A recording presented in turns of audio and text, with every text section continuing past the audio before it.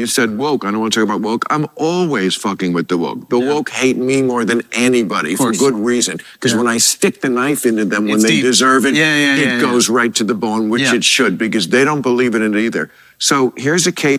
So Andrew Schulz is making the rounds. We know this, and we are going to cover him on Bill Maher. In this clip, Bill Maher loses his mind, and it's actually Andrew Schulz that's kind of calming him down. Bill Maher really goes off here, and this is one that this part of their discussion, not that many people are covering it because they won't touch it. You know, I get it. Everybody's being safe these days, but on this channel, you're going to get the brutally honest side.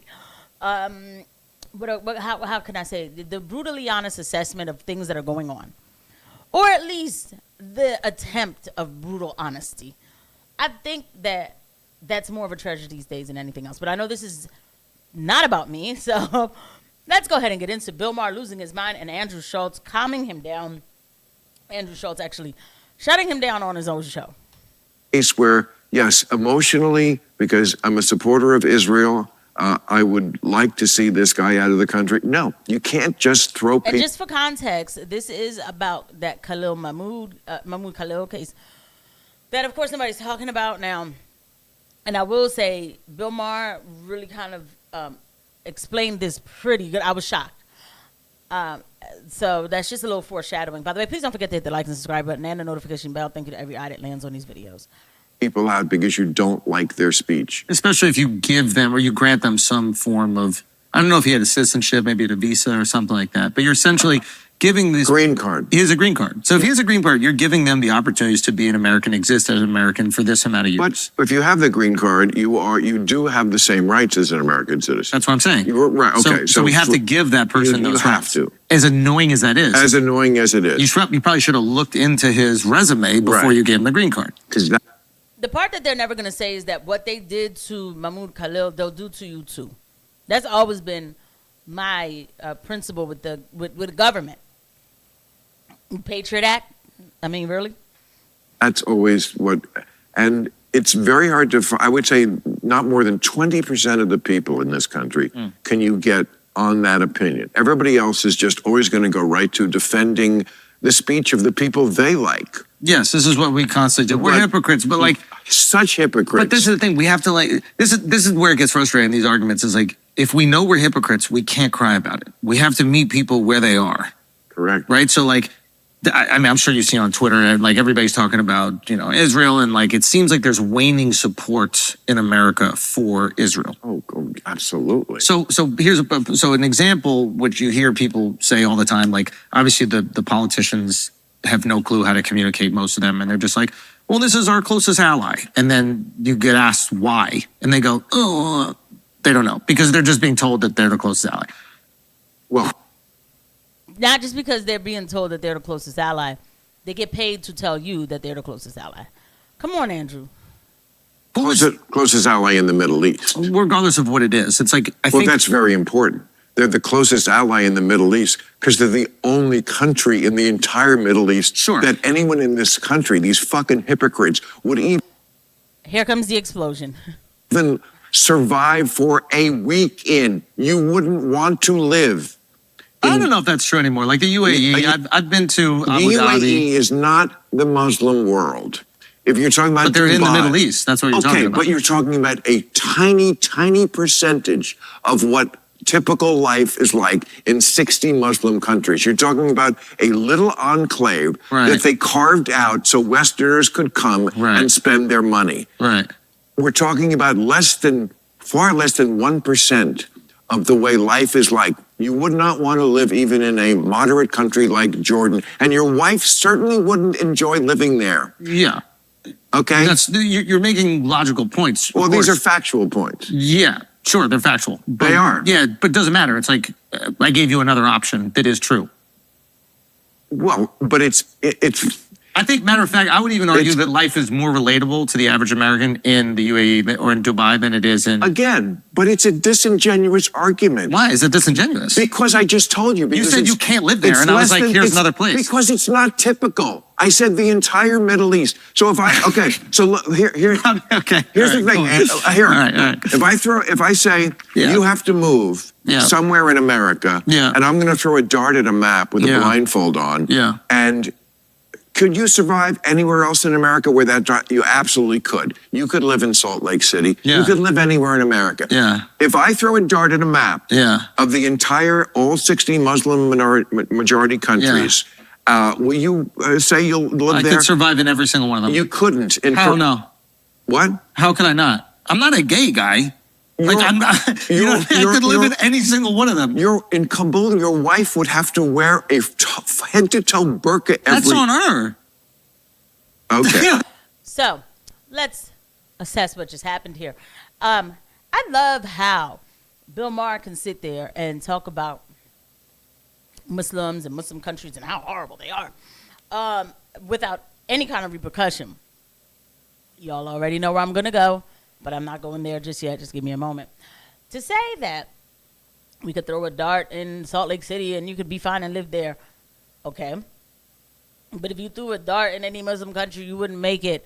There's that and a third. Yeah, everywhere's not supposed to be like America, bro.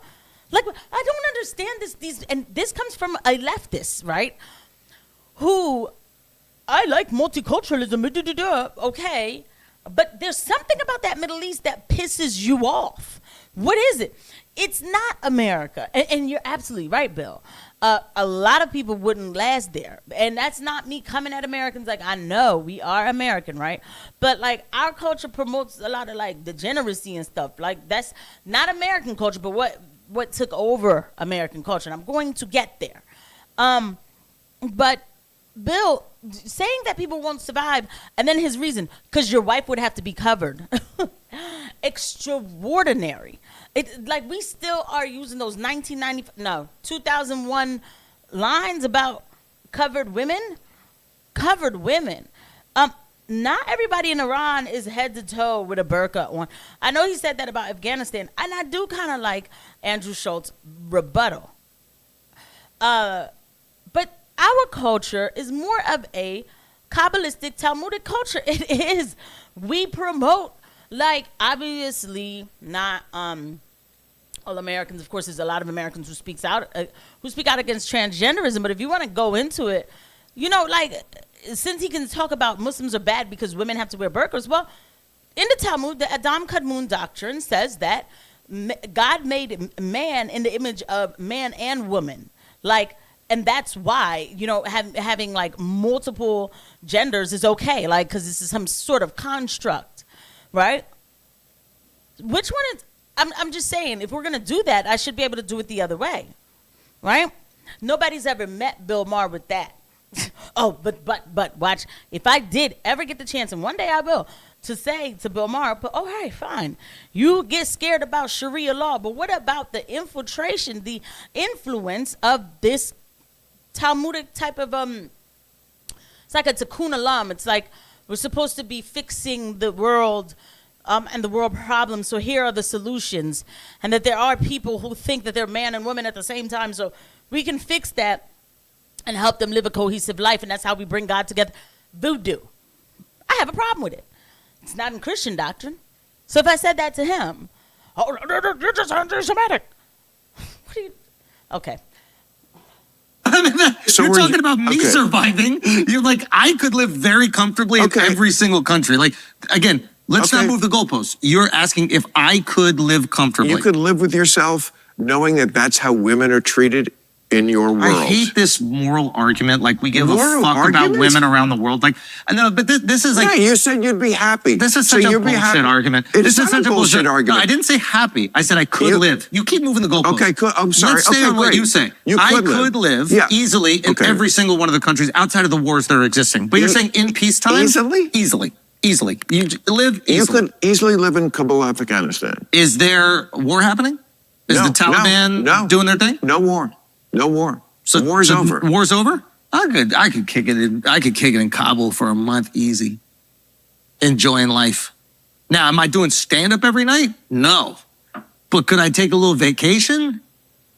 I don't know if you're kidding with me. I'm just telling you, I think that... I'll give you two options. Either you're kidding or this is stupid. Well, that's this pretentious ass It's shit. not pretentious. You're doing the thing that it's not pretentious. You are doing the that thing you could live in Kabul and be happy, or get by, or you could be no big deal. You're doing this thing that gets. It's not virtue signaling to say. I didn't say virtue signaling, but that is, if you don't agree with me, you're dumb. Is why Trump is elected, and this is what Democrats do. Yeah, but sometimes dumb is dumb. Yeah, but people are dumb, so deal with that shit. Like, you know what I mean? Like, Well, stop acting well, like you everybody's kinda have smart. to. Like, this is the problem, is like, you have all these people that go to Ivy League schools, and they're like, we know better than everybody else, and we'll just tell you what to do, and you guys are all stupid, and I know you feel like you want this, but you don't really want this, and if you disagree with me... Right. So not to go too far with it, let's go back to Bill. So the problem is, the thing is, like, again, Bill Maher doesn't believe in God, right? Look, okay, you want me to give you the watered down reality of like, yeah, you know, Bill just doesn't know. And Bill just is scared of what he doesn't know. Or I could tell you that Bill Maher does not believe in God and thinks that we came from some primordial ooze that just kind of wormed its way out of the water and just kind of sludged around until legs grew up. Like, what is this existence, okay? By the way, that sounds insane. Yeah, I don't care. Call me whatever you want. I am a Christian. Yeah, and I know I say this all the time on these episodes, but more and more today, I hear people talking. I'm like, bro, man, what is going on? All right. So anyway, let me not go too far. When it comes to Bill Maher, you know, look, he doesn't understand. Andrew Schulz is at least saying, like, I'll make it work. Bill Maher can't understand how you live a lifestyle where answering to something outside of yourself is actually more gratifying than self-gratification, okay? So when he sees a covered woman, to him it's like, oh, she must be oppressed. But there are females that Christians don't necessarily, we shouldn't be running around here naked, I'll tell you that. We don't cover up like that. You will find some Orthodox Christians who do cover their heads when they go to church. Nuns are covered, but okay. It's not oppressive. It actually, for some people, not for some people, a lot of these women, especially when they wear their hijabs, and I know too many women who are garbed up as Muslims who are living beautiful lives, okay? But Bill is afraid of religion. He's afraid to have to answer to somebody else. He wasn't brought up that. I mean, he went to Catholic school. So I heard he was like, you know, scared about all of this stuff or whatever like that. All right, fine. If you don't want to call yourself a Catholic, that's one thing. But just to come out of it and say that God isn't real is absolutely bonkers to me. But I just have to know that something else kicked in. That's all. I'll see you guys at the next one. Bye.